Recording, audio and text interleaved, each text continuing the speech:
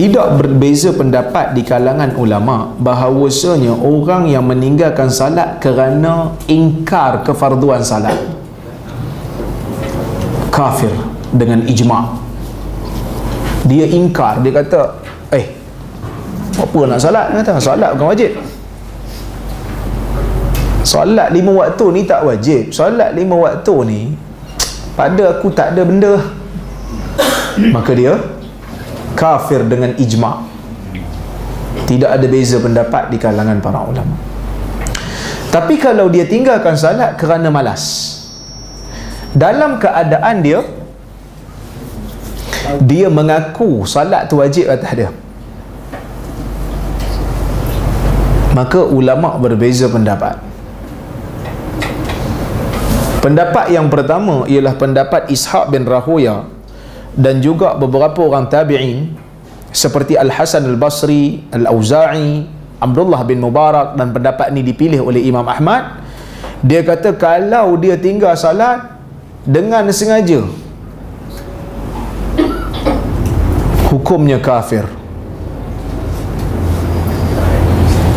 Dia mesti dipenjarakan selama 3 hari dan diminta untuk bertaubat dan melaksanakan salat. Jika tidak, dibunuh.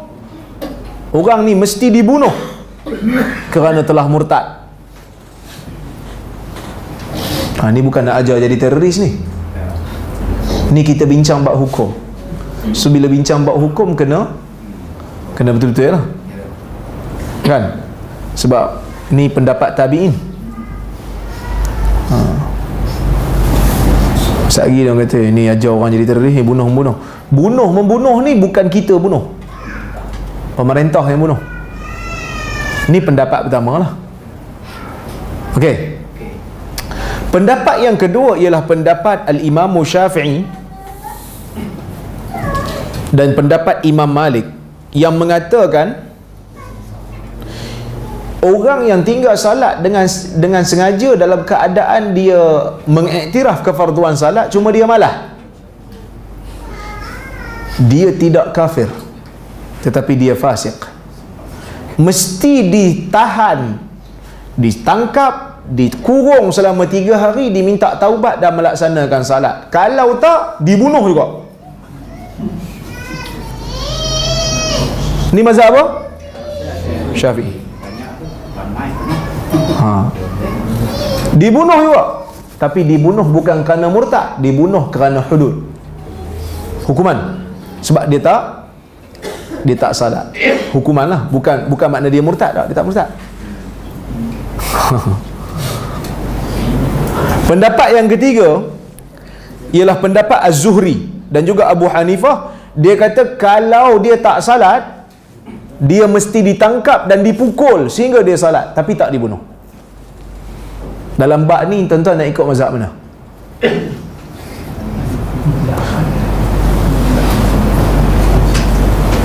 Kalau ikut pendapat pertama yang kata kafir tu, dia ada hujah ke? Man taraka salata muta'ammidan faqad kafar. Sesiapa yang tinggalkan salat secara sengaja, maka telah menjadi kafir.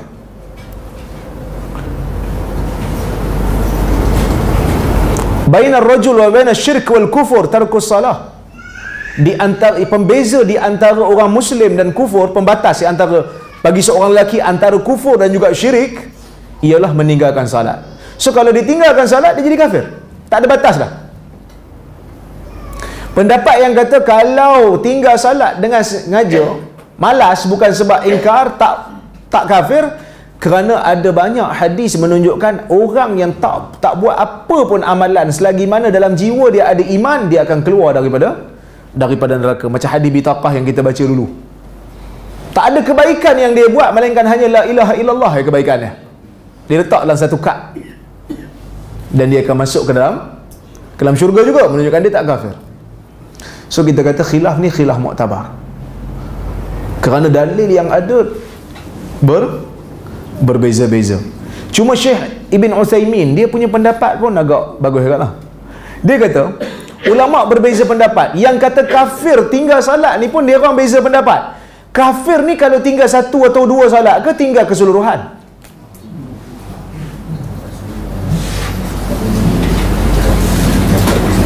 Ada orang kadang-kadang dia tinggal 1-2 solat sengaja kan, malas solat solat asar nanti baru wajib balik, zuhur malas kan, kafir tak? Ada ulama kata kafir, tinggal 1 pun dikira kafir. Ada ulama kata tak, dia tinggal bil kulliyah, tinggal keseluruhan, maksudnya tak solat langsung semua hidup, yang tu baru kafir. Syekh Utsaimin kata yang jadi kafir pilihan dia adalah pendapat yang kata tinggal keseluruhan, sebab Nabi sebut bainar rajul wa bainal kufur atau bainas syirik wal kufur tarkus salah.